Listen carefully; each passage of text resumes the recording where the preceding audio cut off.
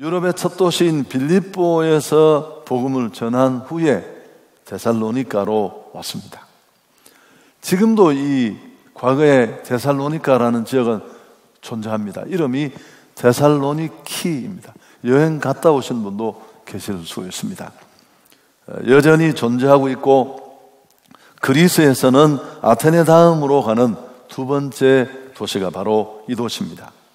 당시에 가장 부유한 도시고 영향력 있는 그런 도시였습니다. 바울 선교팀의 데살로니가 사역을 평가한다면 아주 괄목할 만했습니다.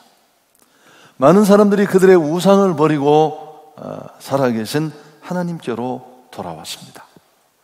이 데살로니가 교회의 그 놀라운 믿음의 역사, 섬김은 주변 마케도냐 인근 지역 교회들의 모범이 될 정도였습니다. 믿음의 소문이 각처로 퍼졌는데 바울은 이렇게 세워진 데살로니가 교회가 흔들릴 때 굳게 세우기 위해서 두 번의 편지를 썼는데, 여러분 그 편지가 데살로니가 전후서입니다. 데살로니가 전서 1장 8절에 이런 내용이 나옵니다.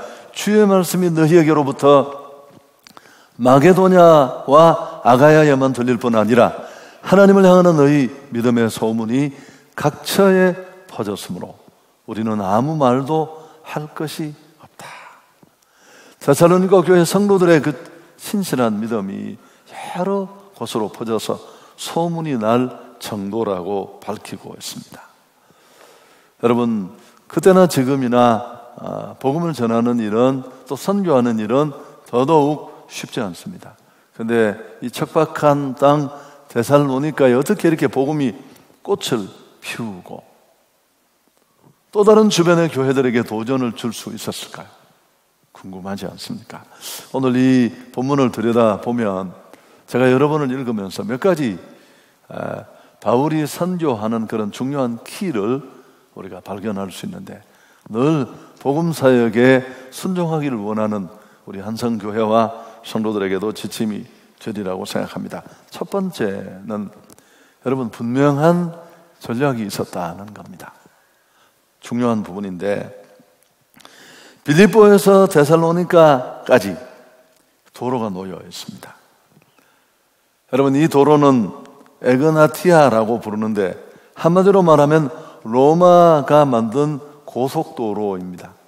빌립보에서 이 데살로니가까지는 거의 160km가 되는데, 이 에그나티아 대로가 진행되는 이 길, 그래서 로마로부터 동양의 모든 지역을 잇는 이 고속도로와 같은 이 도로가 데살로니가를 관통했습니다. 이 도로 덕에 가장 부유하고 풍부한 무역 중심지가 되었습니다. 지도를 한번 보시면 빌립보에서 데살로니가로 가는 그 길에 암비볼리와 아불로니아라는 도시도 있었습니다. 그런데 이런 두 도시를 그냥 지나치고 곧장 150km를 내달려 데살로니가로 갔습니다. 여러분, 이 두 도시도 좀 작지만 그렇게 작은 도시는 아니었습니다. 왜 그냥 지나쳤을까 하는 겁니다. 물론 모든 지역을 다 그렇게 할 수는 없습니다만은, 물론 데살로니가는 마케도냐의 수도고 인구가 20만을 육박하는 큰 도시였습니다. 여러분, 더 중요한 이유가 있는데 1절, 2절을 우리가 같이 읽겠습니다. 그들이 암비볼리와 아불로니아를 다녀가 데살로니가에 이르니 거기 유대인의 회당이 있는지라. 주목할 부분은 2절 앞부분에 있는 자기의 관례대로라는 겁니다. 바울은 항상 어떤 선교 전략을 가지고 복음을 전했느냐 하면, 한 지역에 들어가면 먼저 회당을 찾아갔습니다. 그리고 그 회당을 중심으로 모인 유대인들에게 복음을 전하는 방식으로 선교해 왔습니다. 이게 바울이 일관되게 지켜온 선교 패턴이고 전략이었습니다. 여러분, 대단히 효과적이지 않습니까? 사람이 다 모여 있으니까. 유대인들은 흩어진 곳에서 장정 10명만 모이면 회당을 세울 수 있었습니다. 교육, 예배, 기도, 또 심지어 직업이 없는 사람들은 직업을 알선해주는 일까지 회당이 주선했을 정도라고 합니다. 아마 바울도 선교 여행 중에 자비량할 때 회당의 도움을 받았을 가능성이 큽니다.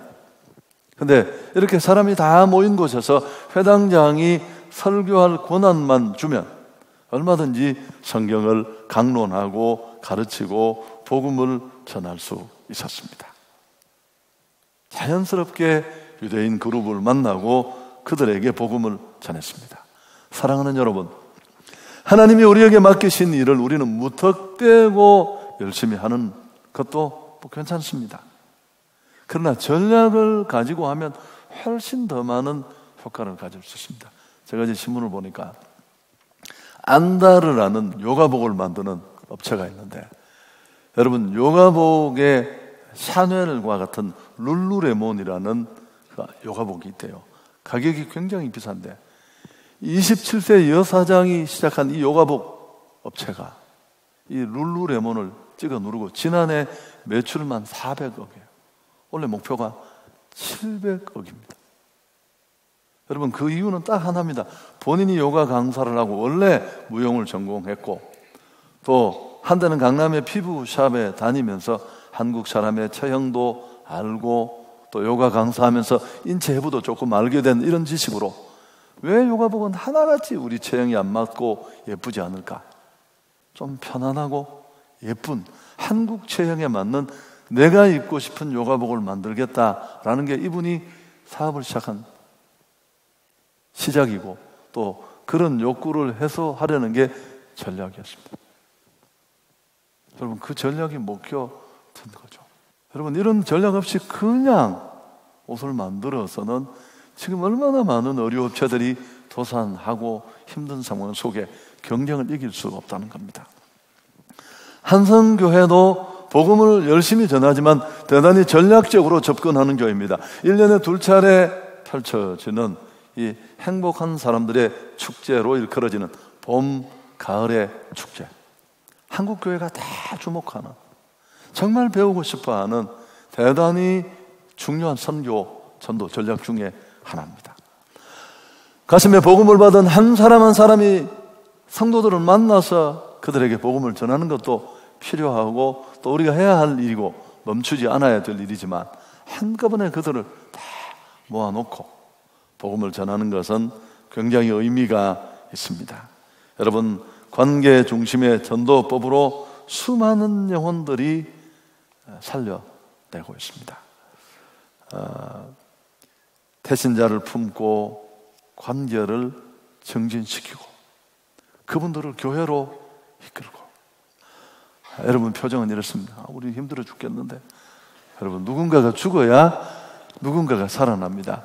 예수님이 십자가에 돌아가셔서 우리가 산 것처럼 어머니가 뼈가 수십 개가 다 돌아가고 다시 체형이 보정이 되지 않을 만큼 어스러지는 죽음 가까이 가는 고통, 해산의 고통을 치르면서 우리가 다 태어나잖아요.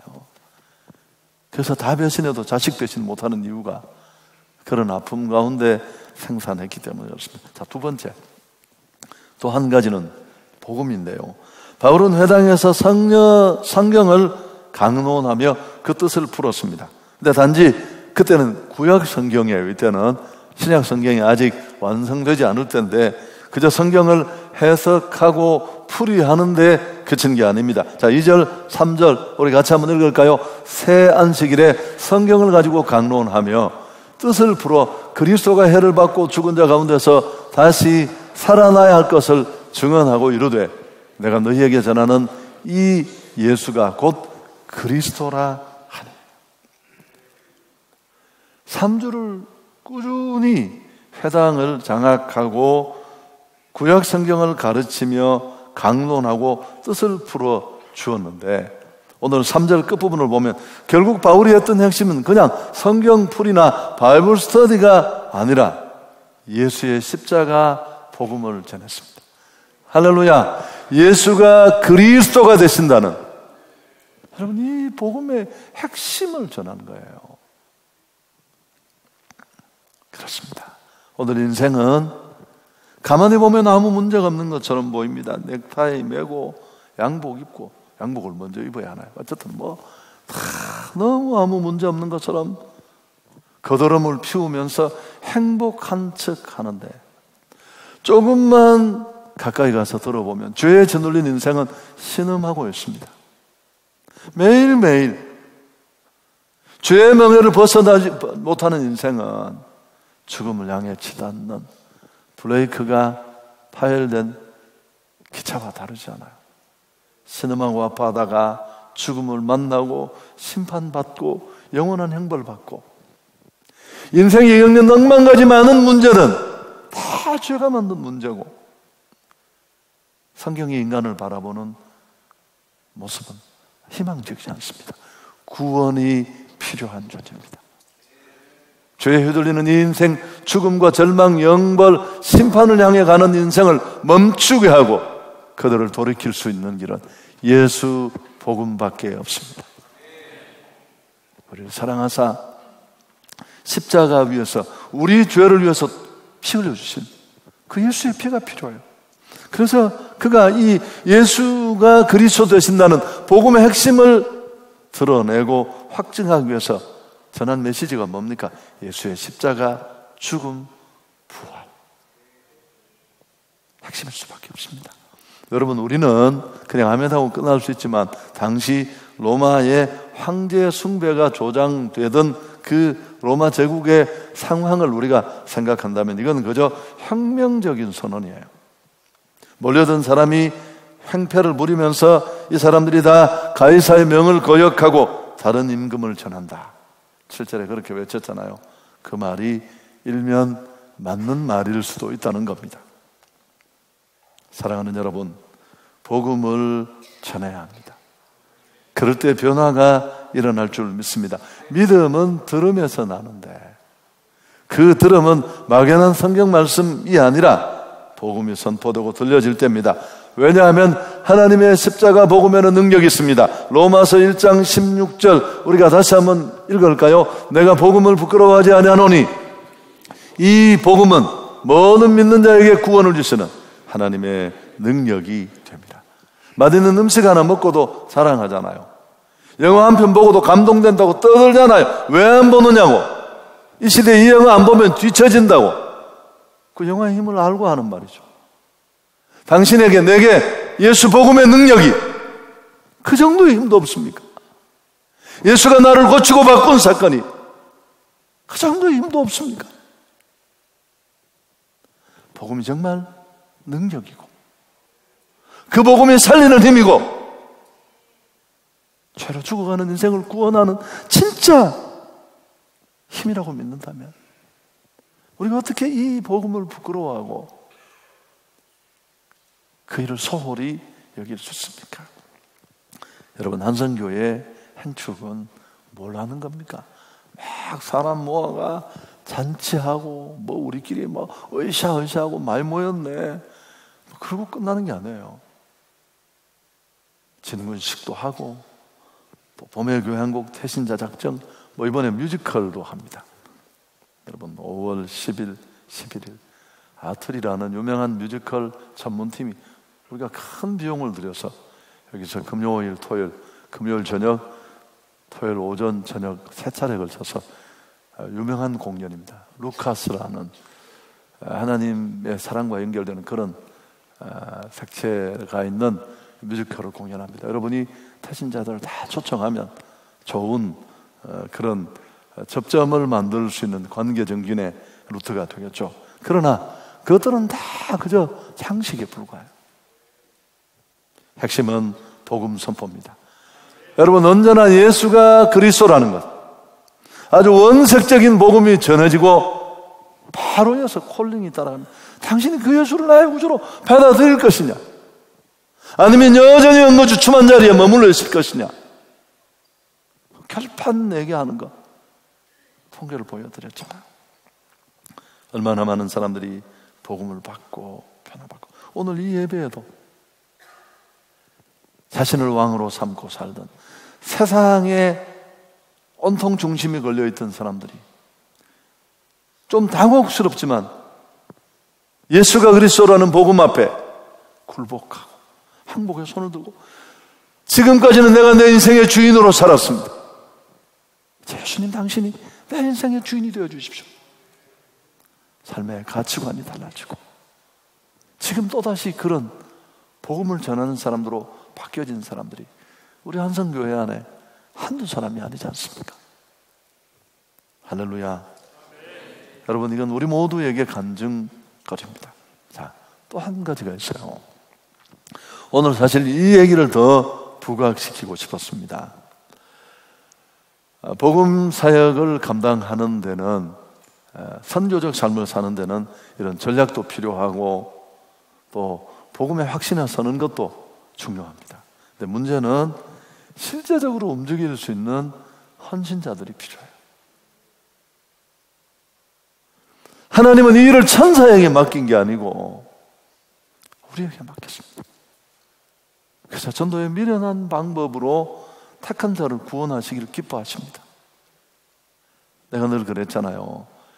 아이가 강아지를 키우고 싶어서 키우는데 또 강아지 집이 없다고 그러니까 아빠가 그래, 쉬는 날 하루 만들겠다고. 자기가 그냥 뚝딱뚝딱 만들면 3시간이면 되는데 이 꼬마를 끼워서 만들면 이게 쉬워요, 어려워요? 이런 유치한 질문을 물어서 여러분이 짜증나겠지만 이건 너무너무 힘든 일이에요. 옆에서도 망치 만치다가 손톱 깨고 빨간 약 사와서 또 찍어 바르고 진도도 더디고 돌아볼 일이야. 그렇지만 하나님은 이런 번거로운 작업을 통해 우리를 이 놀라운 생명의 축복의 자리에 세워주신 줄 믿습니다. 꼭 우리의 순종이 필요한데, 우선 첫 번째는 바울과 선교팀의 순종 아닙니까? 아시아의 복음을 전하던 그들이 성령의 인도를 따라 유럽까지 왔고 데살로니가까지 왔고, 아니 그 이전에 예수를 대적하던 그가 예수 만나 세계 선교의 도구로 부름을 받았고 그 부름에 인생을 던져서 순종했지 않습니까? 지금까지도 두들겨 맞고, 지난 주간에 우리가 찬송도 함께 불렀지 않습니까?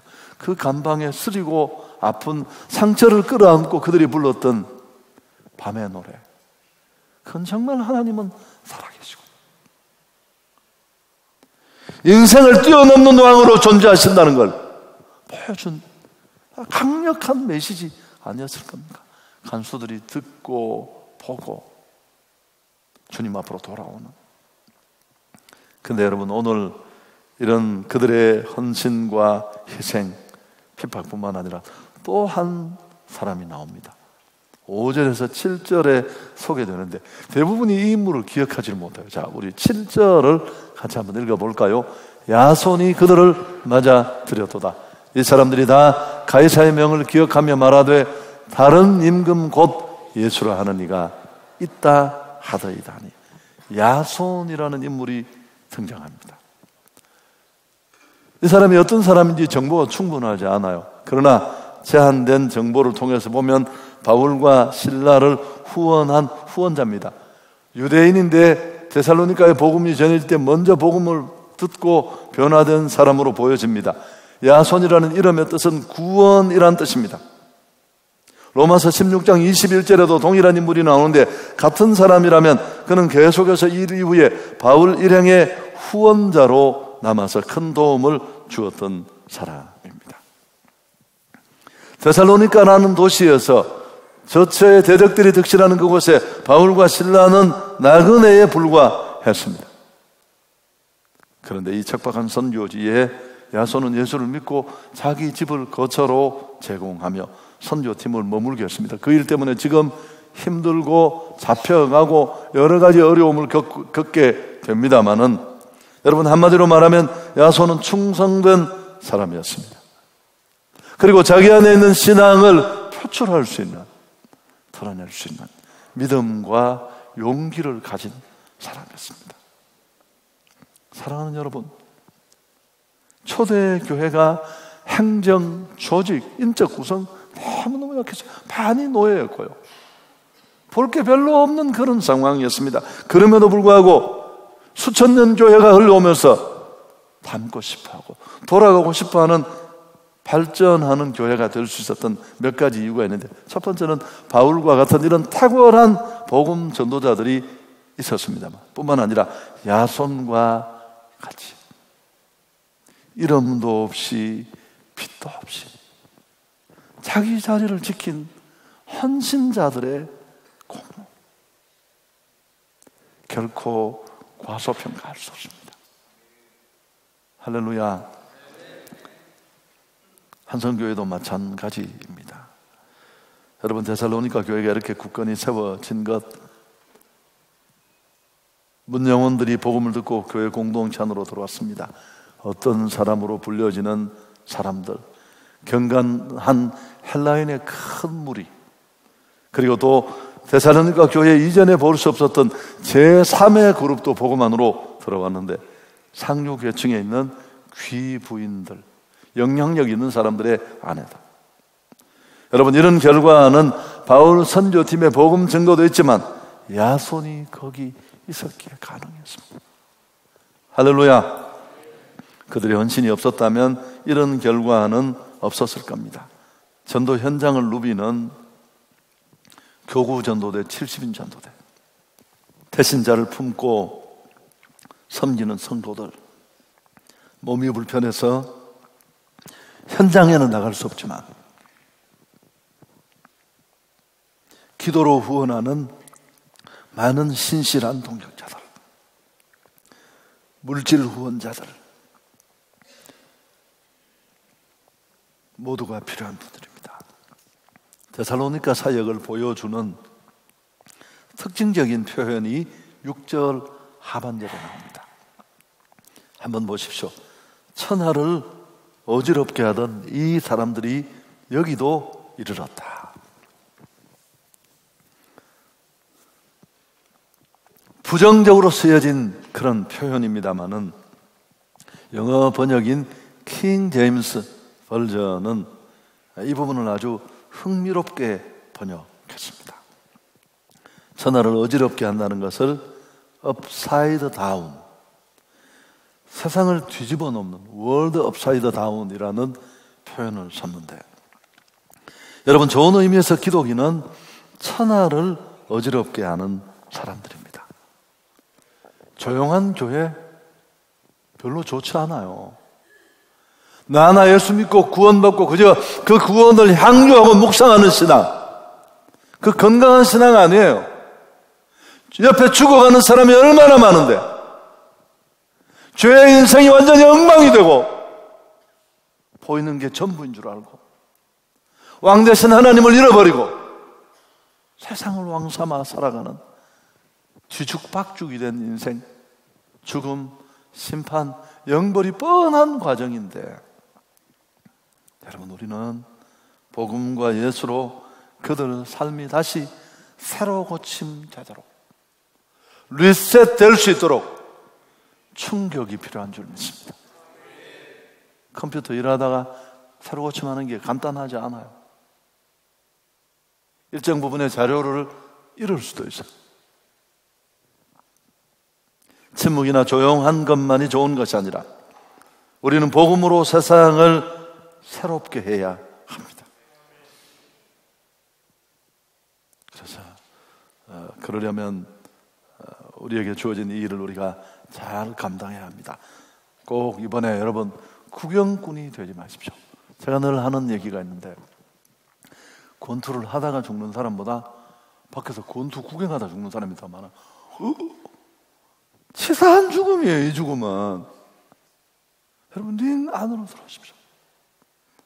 하나님의 교회와 함께 호흡하고, 함께 아파하고, 함께 즐거워하고, 생명을 보면서 기뻐하는 감격이 우리 성도들 모두에게 있기를 축복합니다.